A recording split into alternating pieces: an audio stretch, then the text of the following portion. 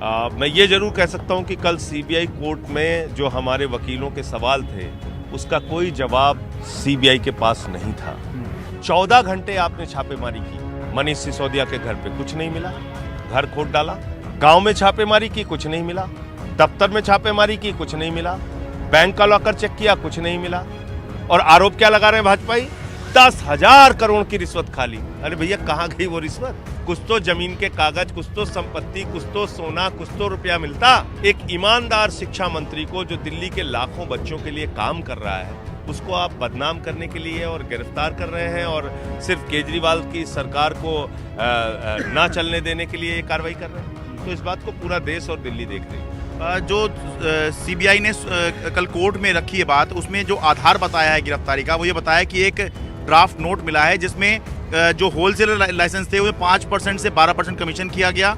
Eligibility criteria 100 से 500 करोड़ रुपए किया गया।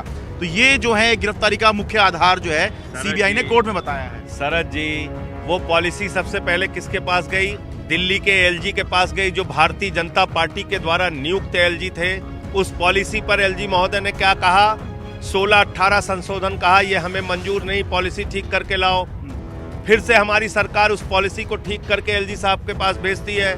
एलजी साहब उस पर मोहर लगाते हैं। अब कह रहे हैं उसी पॉलिसी में भ्रष्टाचार हो गया, तो एलजी साहब पे कार्रवाई क्यों नहीं हो रही है? एलजी साहब पे एफआईआर क्यों नहीं हो रही है? आप मुझे बताइए ना, इसका जवाब दीजिए, या किसी भाजपाई से पूछ लीजिए इसका जवाब। तो इसलिए मैं आपसे फिर कह रहा हूं कि अरविंद केजरीवाल की बढ़ती हुई लोकप्रियता, आम आदमी पार्टी का बढ़ता हुआ विस्तार, उससे घबराकर इस प्रकार की कार्रवाई कर रहे हैं। इस प्रकार की कायरतापूर्ण कार्रवाई से कुछ भी हासिल होगा नहीं बीजेपी को, लेकिन उनकी मर्जी है। भारत के शहंशाह आलम है मोदी जी, वो कुछ भी करें।